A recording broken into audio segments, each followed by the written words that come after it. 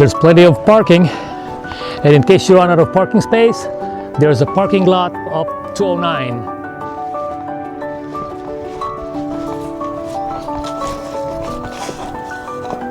We're in bear territory. I'm not looking forward to meeting any bears. There's a trail map.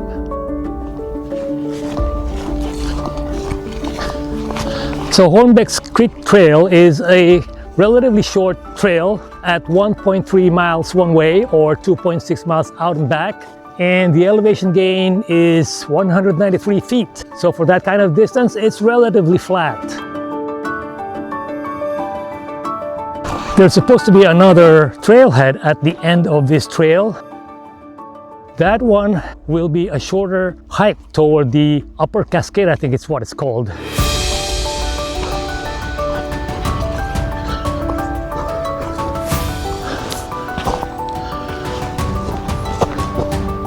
Although I hear water cascading, a small one anyway.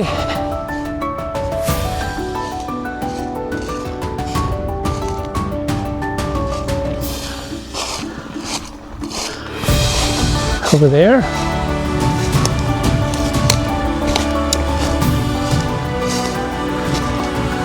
Let's get back on the trail.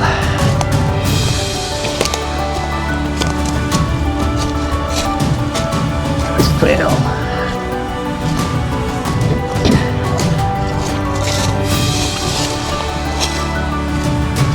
All right, back on the trail.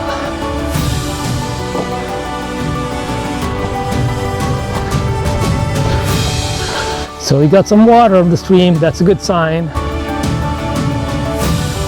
If there's water flowing, there's got to be water falling.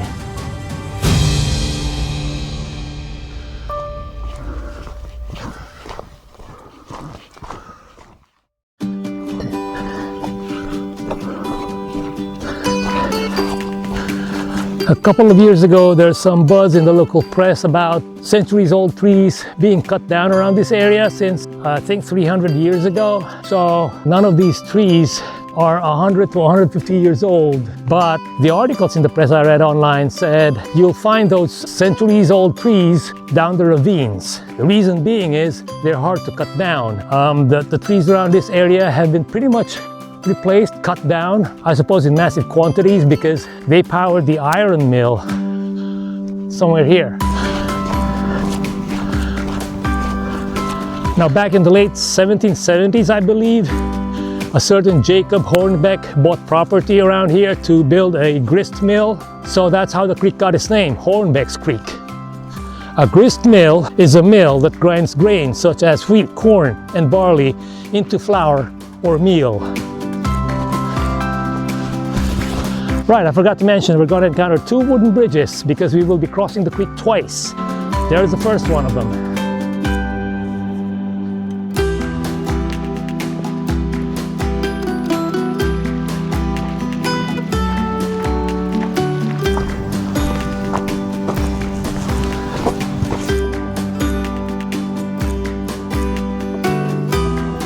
There's a bit of an incline after that dead tree, but not too bad.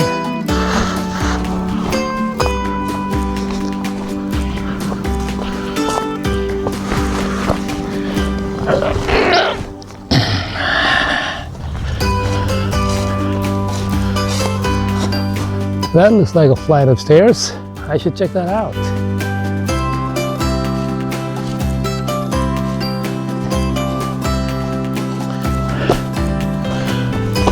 Maybe at least it's a grist mill.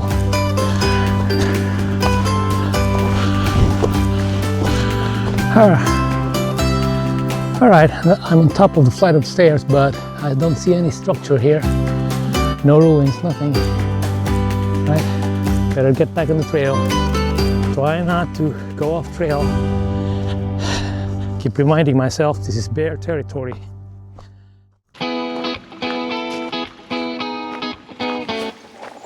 It's a Sunday morning, just past sunrise. So that's why I'm all by myself on this trail. So around these parts are the more popular Raymondskill Falls and George W. Childs Falls. Two falls that are free to visit. Then there's the other one, Bushkill Falls, that you pay for. That is also very popular. So around these parts are lots of waterfalls, most free.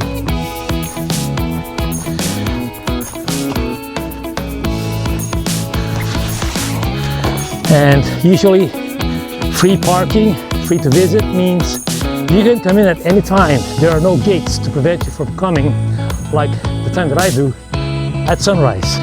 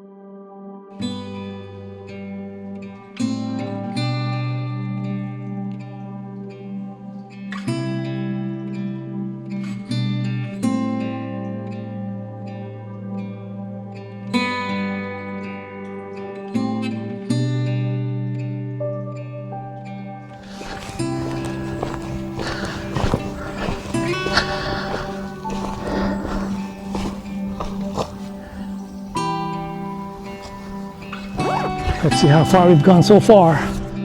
We're 1 mile in and no waterfall yet.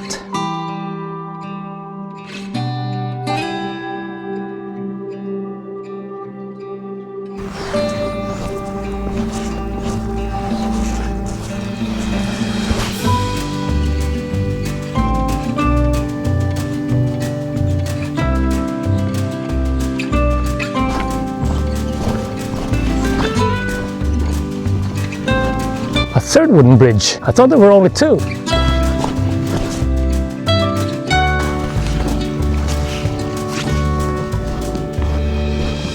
All right, that might be the start of the Cascades. So now we're coming to another incline, but a very short one. Nothing you cannot manage. Oh, there it is. There's the waterfall we've been looking for. Wow, nice.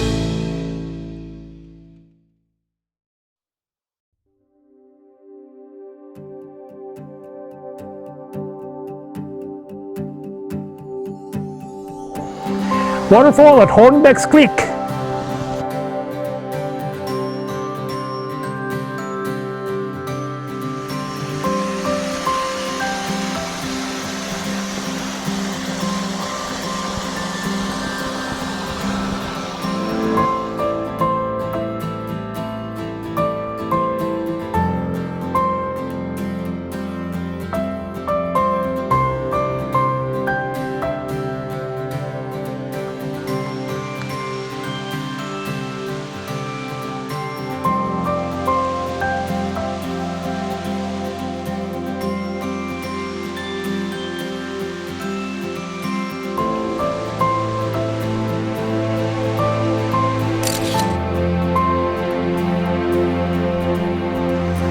So the other waterfalls are behind this waterfall back there.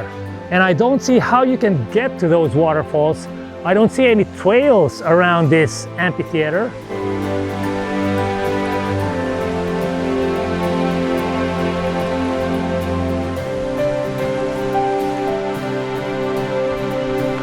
So there you have it.